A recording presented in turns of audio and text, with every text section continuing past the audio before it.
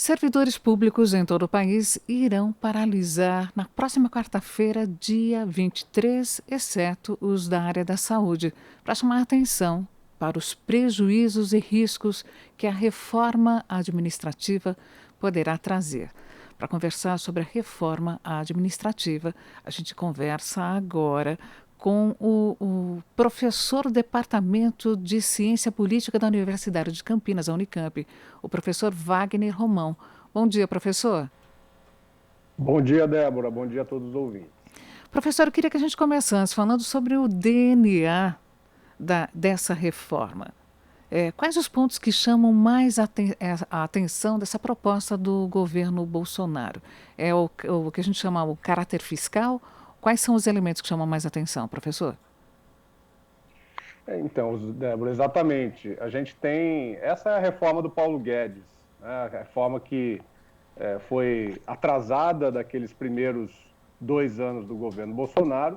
E agora, nesse momento em que, dentro da Câmara dos Deputados, há um maior espaço de movimentação do governo na sua relação com o chamado Centrão, né? O Arthur Lira, presidente da Câmara, vem exatamente dessa articulação.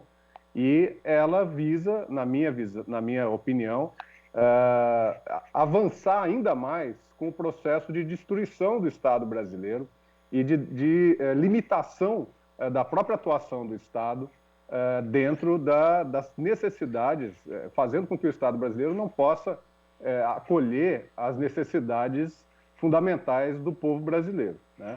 Ela é uma reforma que se coloca como uma reforma administrativa, mas o fundamento da reforma é a economia de custos, né, a diminuição do tamanho do Estado. É uma reforma fiscalista nesse sentido de que ela pretende apenas diminuir a ação do Estado e os custos do Estado. E é uma pena que isso aconteça justamente no momento em que nós temos uma necessidade cada vez maior da presença do Estado na vida das pessoas. A gente passa por uma pandemia em que os profissionais da saúde estão dando um exemplo fantástico de dedicação ao serviço público e também os professores, né, que são uma parcela importantíssima e volumosa do serviço público brasileiro, que estão ali tendo que se desdobrar no ensino remoto, né, nas suas casas. E a reforma, ela visa exatamente diminuir essa possibilidade, esse papel do Estado e abrir o Estado, inclusive, ainda mais para parcerias, as ditas parcerias com a iniciativa privada, né? Então, ela é uma reforma de forte caráter neoliberal e acho que é muito importante realmente que o povo brasileiro todo saiba dos aspectos centrais dessa reforma e de como ela será danosa para a vida da população. Professor, ela é bastante extensa e também bastante abrangente, não é isso? Já que ela inclui não só o Estado, né, federal, né, mas estados e municípios. Então, os diferentes níveis de federação, não é isso, professor? Exato. Esse é um outro ponto, é preocupante? Sim, porque hoje nós temos a situação do serviço público no Brasil. Ele veio se... os municípios, com a Constituição de 88, passaram a ter cada vez mais responsabilidades, tanto no campo da educação, como no campo da saúde, como no campo de outras políticas públicas, as políticas relativas aos resíduos sólidos, as políticas relativas ao meio ambiente e a tantos outros setores. Hoje nós temos no serviço público brasileiro cerca de 60% dos servidores estão vinculados aos municípios, 30% nos estados e 10% apenas no serviço público federal. E essa reforma ela parte justamente da iniciativa do governo federal, sem, digamos, um conhecimento mais abrangente sobre o que está acontecendo no âmbito do serviço público no nível do Brasil, né? Considerando os municípios e considerando os estados. Ela é feita num momento muito difícil debate público. Nós estamos vivendo um momento de pandemia e ainda as sessões da Câmara dos Deputados, elas ainda estão sendo vedadas a participação presencial do público, né? Então, nós temos essa é a característica da reforma. ela tem ela busca se colocar sobre o serviço público nos estados e municípios, no nosso ver, sem o devido diagnóstico do que efetivamente poderia melhorar no serviço público brasileiro, sobretudo nos municípios, que é onde a população vive e é mais e acaba sendo mais atingida, né, digamos assim, pelo serviço público. Professor, parte dessa responsabilidade do Estado já está distribuída e amenizada, por exemplo, parte da população brasileira com maior renda já gasta, né, com serviços de saúde, mesmo de previdência. Então, isso a gente pode dizer que também afeta, sobretudo, pode afetar, sobretudo, a camada mais pobre da população brasileira. É isso mesmo? Claro. Sem dúvida, sem dúvida. Acho que tem um aspecto muito importante desse debate. Claro que o serviço público hoje, ele exatamente vai se colocar para as pessoas que, né, cada vez mais, aliás, cada vez mais pessoas que não têm recursos para utilizar o serviço, digamos, a saúde suplementar, os planos de saúde ou mesmo as escolas no nível, as escolas particulares ou mesmo a segurança privada, né, que acho que é um outro elemento importante aí. Então, o que nós estamos falando é de uma reforma que ela pode não ser sentida pela população no primeiro momento, mas ela é o que a gente pode chamar de pá de cal no serviço público brasileiro. Acho que um dos aspectos centrais da reforma é, na prática, o fim da estabilidade no serviço público. A estabilidade ela é vista por setores da sociedade como algo ruim, né? Sobretudo os setores vinculados ao mercado, à iniciativa privada como algo ruim, mas a gente sabe que a estabilidade ela é muito importante, sobretudo nos municípios, onde os servidores públicos estão ou podem estar submetidos a pressões, né, a cada troca de mandato de um prefeito ou de uma prefeita.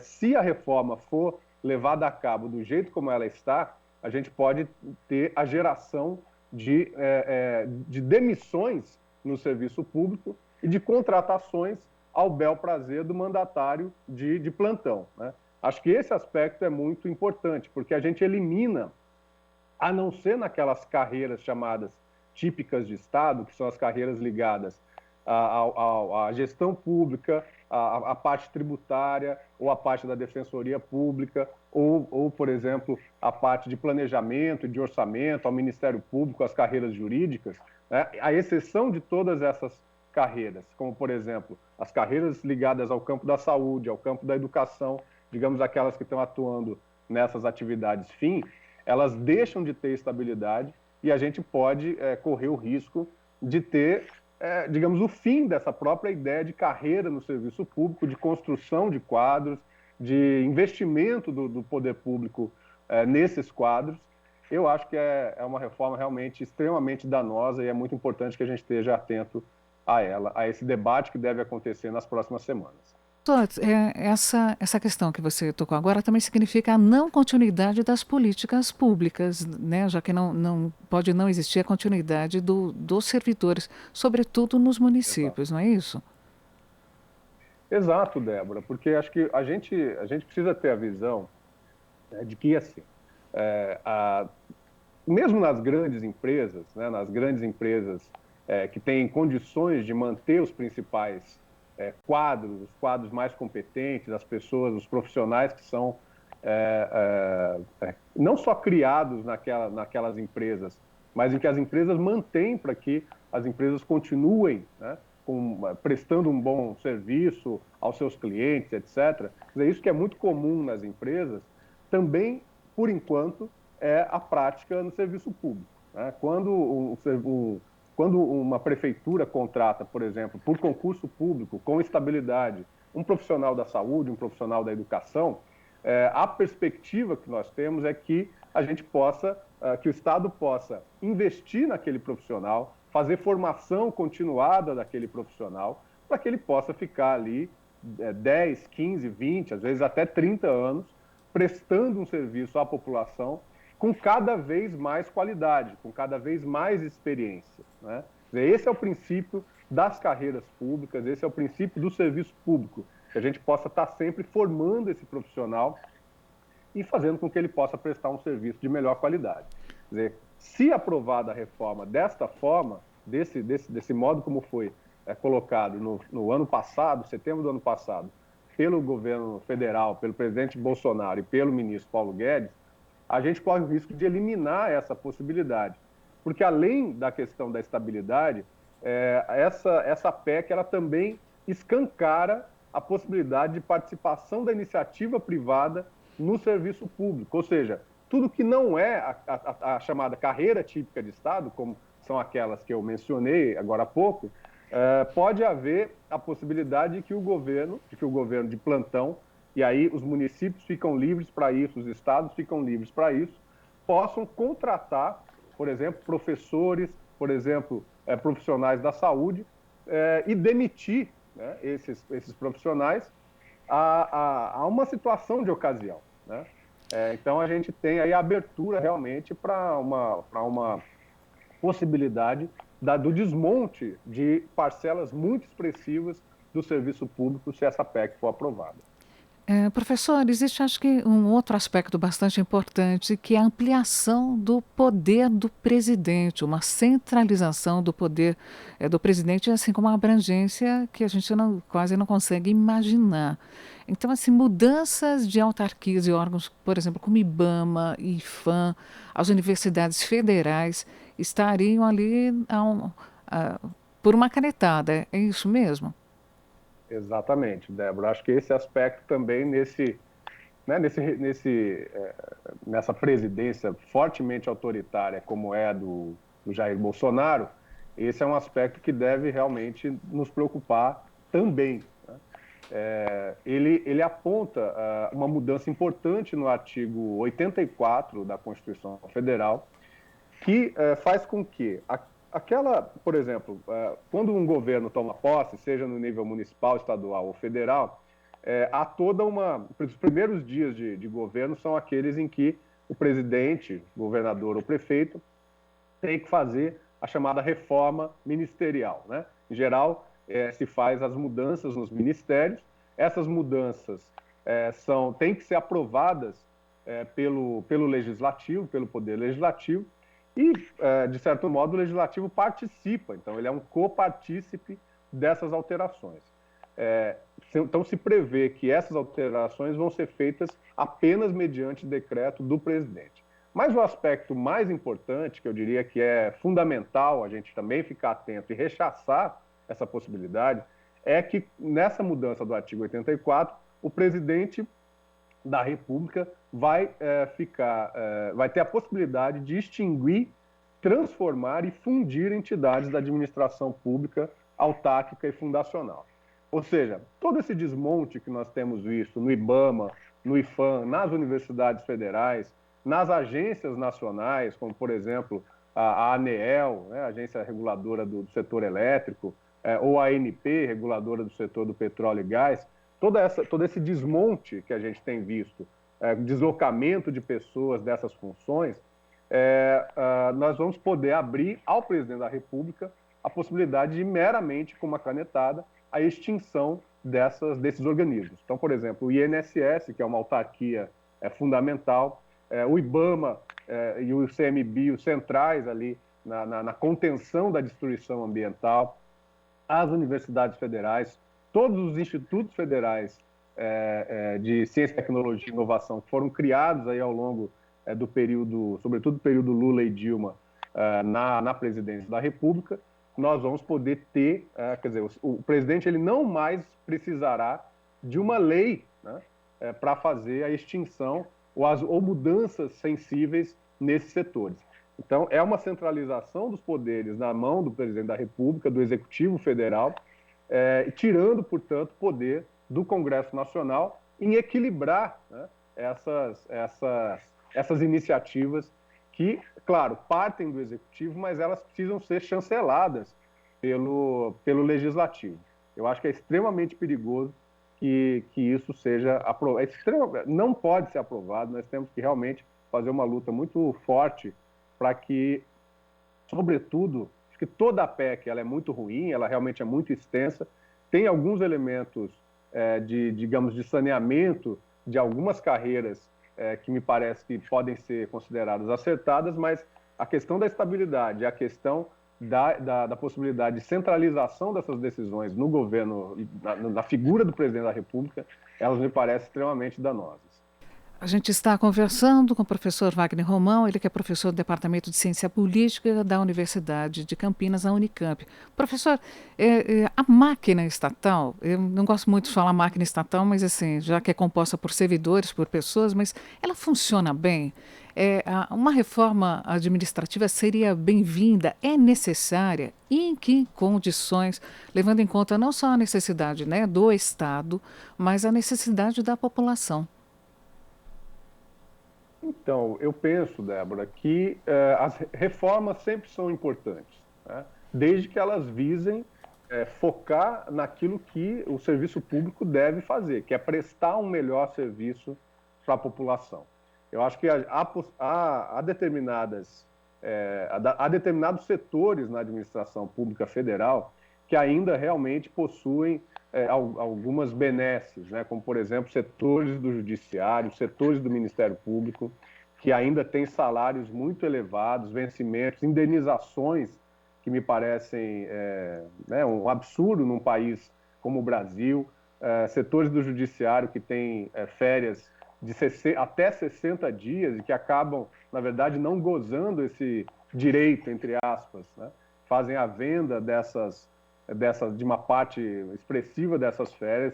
Então, quer dizer, há determinadas mudanças que me parecem ser importantes, inclusive para diminuir essa distância entre, digamos, o que seriam as elites, né, da carreira do serviço público e a grande massa do serviço público, que, ao contrário do que pensa a população, do que a gente vê em determinados órgãos de imprensa, ela ganha pouco, ela não tem salários elevados, né? Se a gente for considerar a grande massa dos professores dos municípios e dos estados, a grande massa dos profissionais da saúde, a grande massa dos trabalhadores da segurança pública também, os policiais, os soldados, os agentes penitenciários, os agentes da Polícia Civil, né? Quer dizer, ali nós precisamos realmente, me parece, investir mais nessas carreiras para que a gente possa manter quadros importantes, essa cultura da formação de quadros profissionais, que acho que é fundamental no serviço público e que tem sido modificado ao longo dos últimos anos, né?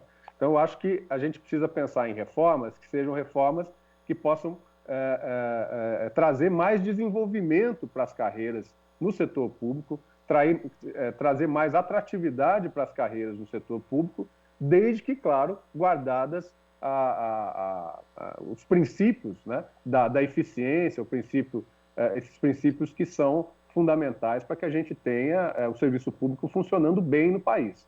Então, eu acho que essa reforma que está colocada, ela, ao contrário, ela fragiliza o serviço público, ela fragiliza mesmo o desejo das pessoas a prestarem um concurso público para serem servidores e servidoras públicas, e me parece que não é isso que o Brasil precisa. A gente vê cada vez mais, né, mais necessidade do Estado, ao invés de desnecessidade do Estado. E essa reforma, ela vai no sentido contrário, então, dessa necessidade tão fundamental de uma presença maior do Estado na vida da população brasileira.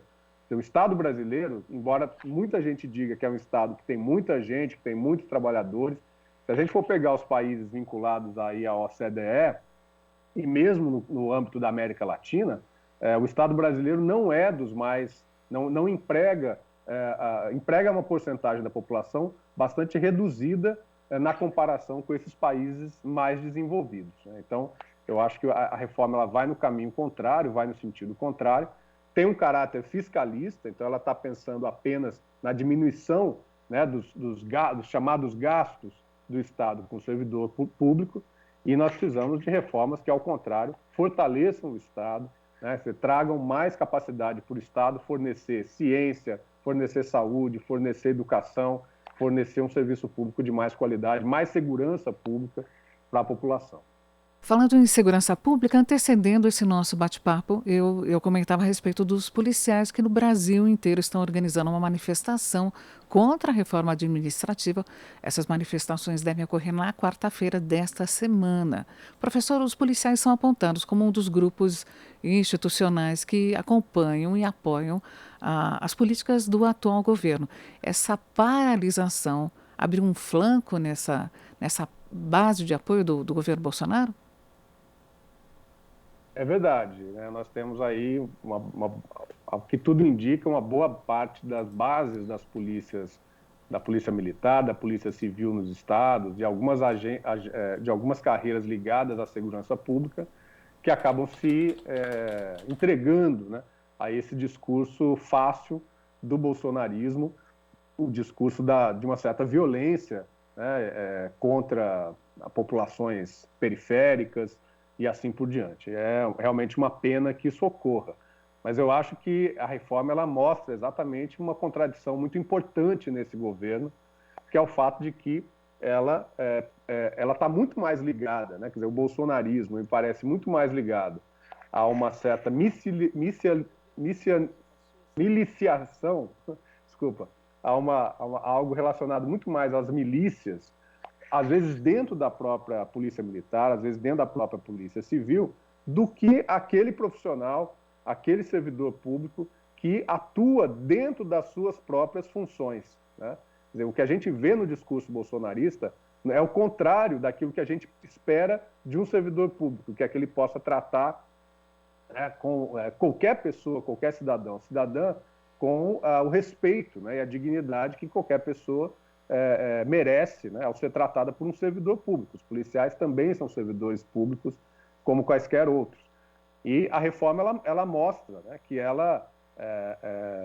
a visão desse governo ela é uma visão contrária ao servidor público, né? A gente já viu o Paulo Guedes, por exemplo, dizer aquela velha história de colocar uma granada, né, no bolso do servidor público e fazer essas reformas que trazem ainda mais o caráter de mercantilização de serviços públicos, e o serviço de segurança pública é um elemento importante dessa história. Quer dizer, a trajetória desse governo ela é de privatização também da segurança pública. A base de apoio desse governo tem a ver com privatização e individualização dessa segurança para setores privados, milícias, né, os clubes de caça, né, a possibilidade de que mais pessoas possam comprar e fazer uso de armamento. Então, eu acho que a manifestação dos policiais ela é muito importante porque ela mostra, agudiza essas contradições que estão muito presentes nesse governo, né? Professor, só para a gente encerrar esse nosso bate-papo, é preciso ficar de olho nesse. É preciso ampliar esse debate em torno da PEC 32. No que é preciso que a gente fique de olho? Quais são as suas expectativas? Por favor. Eu penso que a questão